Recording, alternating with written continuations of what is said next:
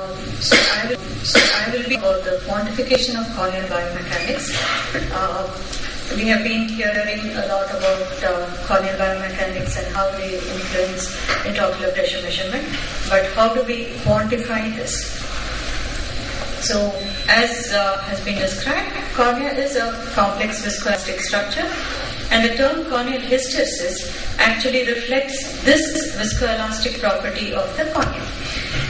And the corneal hysteresis occurs because of the viscous damping that occurs in the cornea, and it indicates the biomechanical integrity of the corneal tissue. Earlier, corneal biomechanical evaluation was limited to in vitro studies, and by using mathematical finite element models, some idea about what may be happening within the corneal tissue was inferred. However, with the introduction of the ocular response analyzer, the ORA, in 2005, and more recently the Corvus instrument, we can actually quantify what we think is a measure of the corneal biomechanics. So the ocular response analyzer is a novel instrument which measures the intraocular pressure in the eye by a non-contact method. It was also, like I said, the first instrument that could actually measure the corneal hysteresis. The procedure is quite simple. The patient sits in front of the machine and is asked to fixate on a green light. And there is a pulse of air which hits on the apex of the cornea.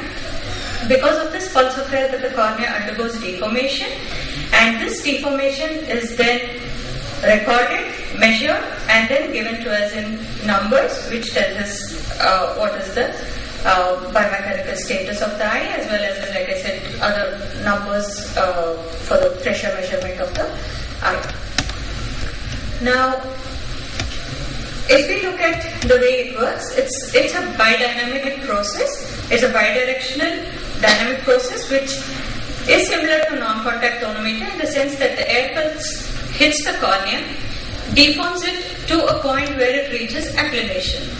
Now, in non-contact tonometry, at this point, the process stops.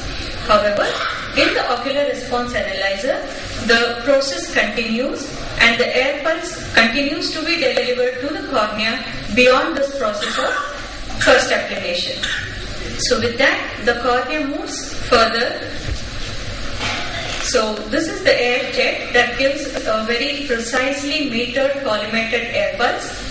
And what happens to the light is there is a light emitter and there is a light detector, which using this electro-optical system, it exactly measures what's happening to the amount of light that comes from the corneal applanated surface. So this now with the air pulse has reached from the normal corneal surface, it has now come to the position of applanation. The air pulse continues, and so the cornea then goes into a point of concavity. Beyond the applanation, it goes into concavity. And now that the air pulse is stopped. Once the air pulse is stopped, the cornea starts returning back to its normal convexity. During the process, it comes back and passes through a process of applanation once again. So there's a second applanation event that happens. And this applanation event is again recorded, and it then finally reaches its undisturbed convex procedure. Now, because of the corneal damping or the viscous damping of the cornea, the first applanation event and the second applanation event are happening at different levels. So the P1 or the pressure 1 and P2 or the pressure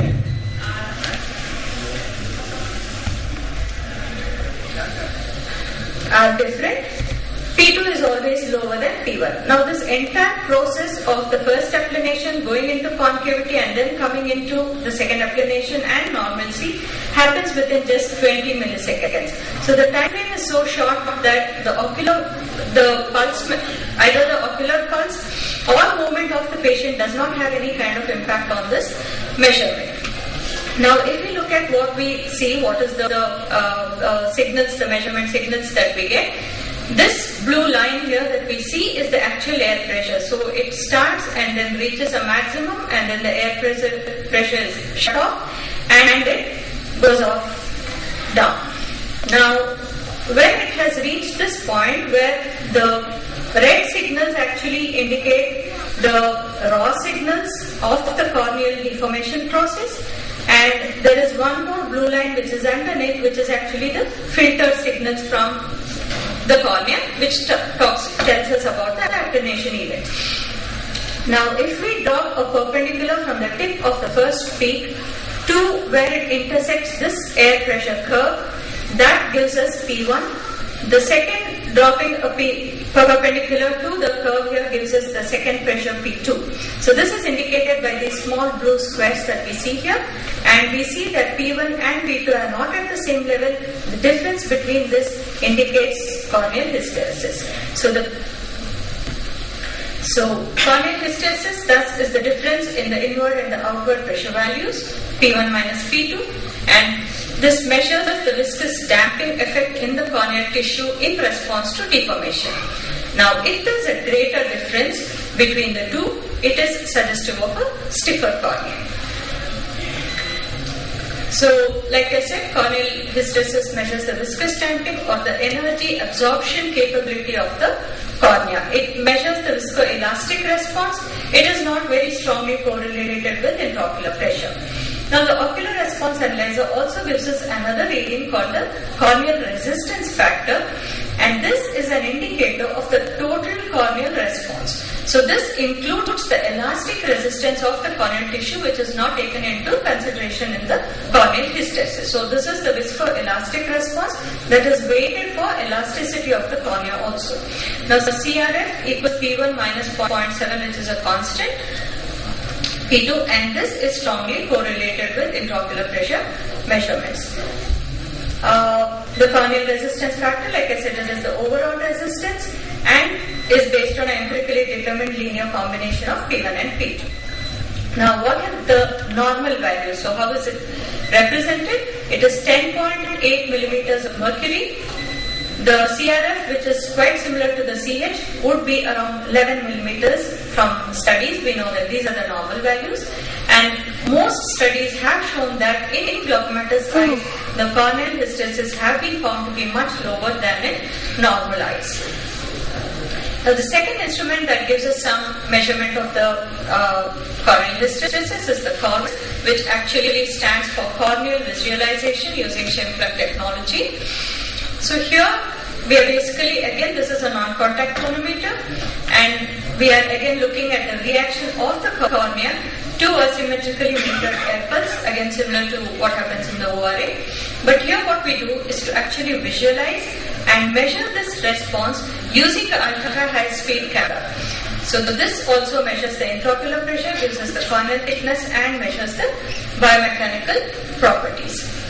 What are the features that we get? What are the measurements that we get from the CORVIS? The most important is the deformation amplitude, or the amount of corneal deformation that happens with the air puff hitting the cornea.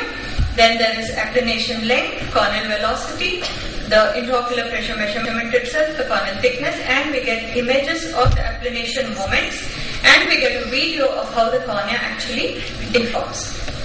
So, if we look at the deformation amplitude, Dr. Rajesh has already mentioned about this. How much of the cornea, so here in this, I can show it, this was the original corneal shape. With the air pulse, how much of the cornea actually went down, how much did it deform. So, this gives us the deformation amplitude. So, as has been mentioned, any cornea that is stiffer does not deform easily, any cornea that is thinner is going to deform more. So, this measurement tells us how stiff or how weak is the cornea.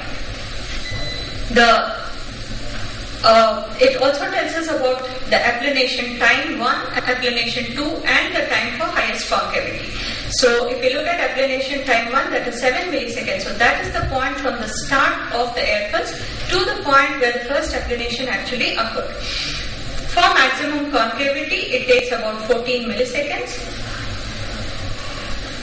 And that is what is given here, and the time from the start to the second applanation event is the time that it is given here. Then it also measures the cord length of the applanation. So if we look at this diagram here, if we were to imagine this to be applanated, so this distance or the cord length at the time of first applanation, cord length at the second applanation is given. What is the corneal velocity or the speed at the first applanation, second applanation, that is given.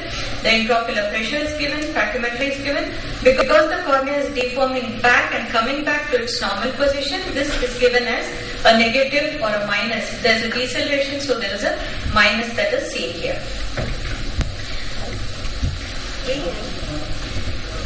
So this is a video of what it gives. So this is how the cornea, you can actually see it going down and deforming that way. In a keratoconus eye, you can see that the cornea really deforms a lot, whereas in a normal eye, it's not much. In eyes that are stiffer, you see very little deformation. This inspection of the corneal deformation during the non-contact tonometry enables the characterization of biomechanical properties of the cornea, and it can be severely influenced by intraocular pressure. Dr. Dhanraj has just shown us how different it changes if the pressure is 30 and if the pressure is 10. So what are the normal values? From a study by Roberts et al., deflection amplitude is around 1.04 millimeters. The applanation length 1 is 1.99 and applanation length 2 is always higher, that is 2.3. Velocity inward is 0.21 and velocity out when the cornea is coming back to its normal state, that is minus 0.32 millimeters per millisecond. So increasing pachymetry correlates with increasing stiffness. Stiffer corneas have lower velocities, they don't the speed is lower, they have greater applanation lengths, flatter curvatures at the highest concavity, and a narrower displacement at depth. So, corneal deformation following an air puff allows the measurement of dynamic properties, and these are essential for the characterization of corneal biomechanics. Quantifying this is useful in evaluating the influence of corneal properties on intraocular pressure measurements as well as in corneal pathology. Thank you.